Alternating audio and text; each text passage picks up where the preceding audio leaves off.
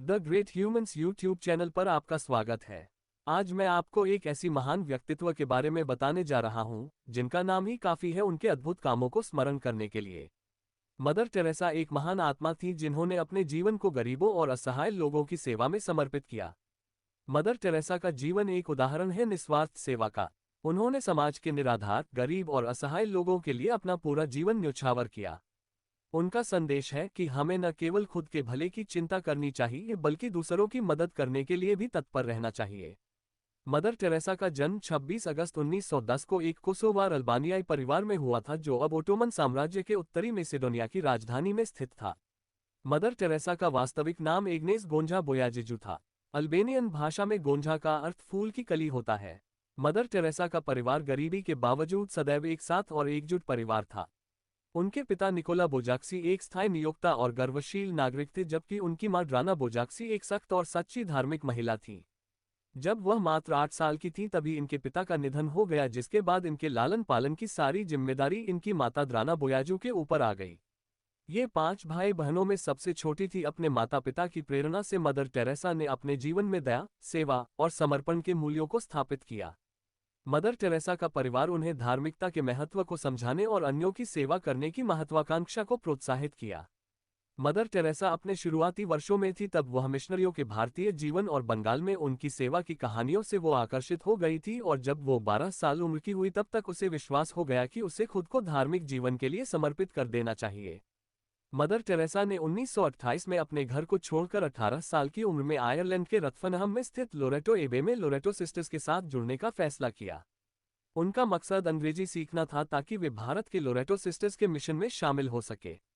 वर्ष 1929 में mother Teresa ने कोलकाता में सेंट मैरी हाई स्कूल में अपनी पढ़ाई जारी रखी। उन्होंने इतिहास और भूगोल का अध्ययन किया और फिर वह उस स्कूल की प्रिंसिपल बन गईं। उनके इस समय के अनुभव ने उन्हें गरीबी और पीड़ा के अस्तित्व के साथ साझा किया, जिसने उनमें दीन दयालुता की भावना को जागृत किया। उनके इस समय के अनुभवों ने उनकी जिंदगी की नई दिशा का आरंभ किया, जो आगे चलकर समाज की सेवा में उनके प्रयासों का महत्वपूर्ण हिस्सा बना। मदर टेरेसा ने कोलकाता के सेंट मैरीज हाई स्कूल में भूगोल, इतिहास और कैथेसिस की पढ़ाई की।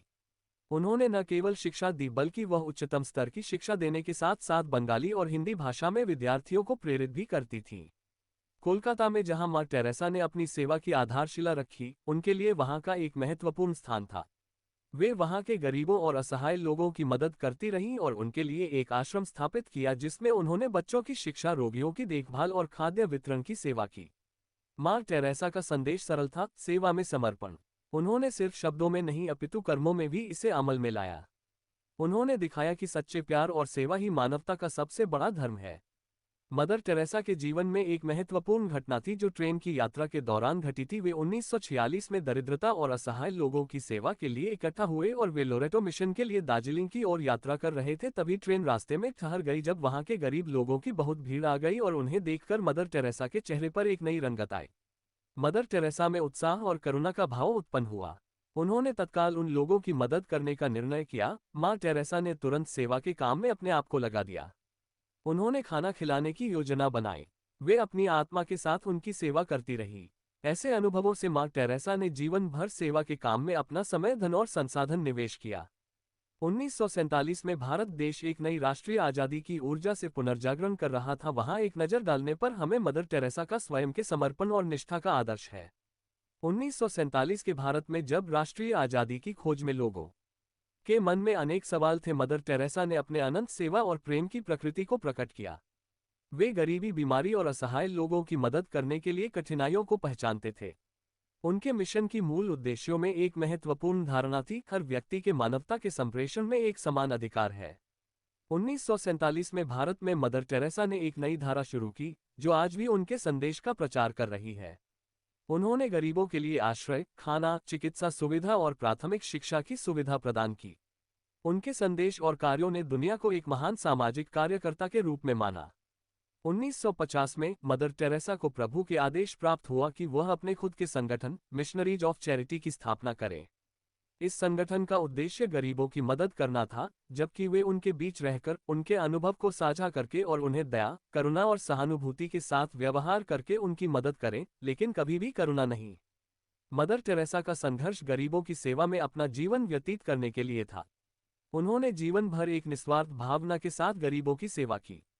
उनका संगठन गरीबों को भोजन, आवास, चिकित्सा सेवाएं, शिक्षा और आध्यात्मिक संगठन के माध्यम से सहायता प्रदान करता था। मदर टेरेसा की मिशनरीज ऑफ चैरिटी ने उनके अद्भुत कार्यों के माध्यम से विश्व भर में अपनी पहचान बनाई। उन्होंने गरीबों के लिए समर्पित जीवन जीने की मिसाल प्रस्तुत की, जिसमें उन्होंने कभी उत्साह कम नहीं किया और हमेशा अपने दिल में उनके लिए प्रेम और सेवा का आदर्श स्थापित किया। मदर टेरेसा ने गरीबों के साथ रहकर उनकी जीवन स्थितियों का अध्ययन किया और उनकी आवश्यकताओं को समझने का प्रयास किया।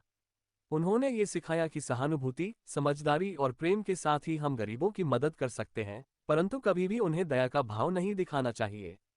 मिशनरीज ऑफ चैरिटी के माध्यम से मदर टेरेसा ने दुनिया को ये सिखाया कि हमें गरीबों के प्रति प्रेम और सेवा का आदर्श रखना चाहिए। उनका कार्य आज भी हमें ये याद दिलाता है कि हमें समाज में न्याय और प्रेम का आदर्श स्थापित करना चाहिए। Mother Teresa of Kolkata Catholic school की स्थापना 1984 में हुई थी।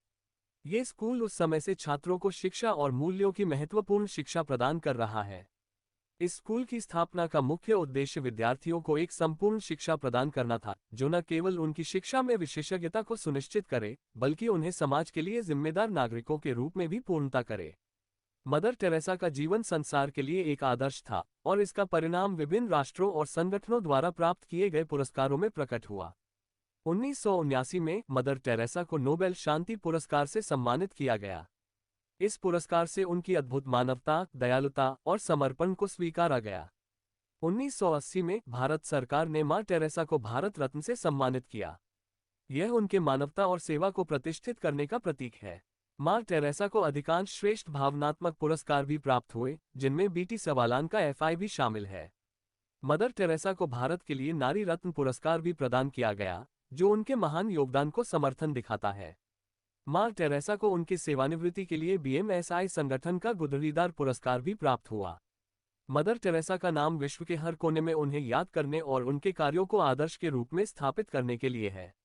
उनकी विरासत हमें ये सिखाती है कि हमें समाज के अधिकारियों की मदद करना और उनके साथ मिलकर एक बेहतर विश्व की दिशा में काम करना चाहिए। धर्म, निस्वार्थ सेवा और प्यार के प्रतीक मदर टेरेसा की विरासत का अध्ययन करते समय हमें उनकी अमूल्य योगदान की महत्वपूर्णता को समझने का मौका प्राप्त होता है। मदर टेरेसा का नाम उन्हें अनाथों, गरीबों और असहाय लोगों की सेवा में विश्वविख्यात बनाता है। स्वराज।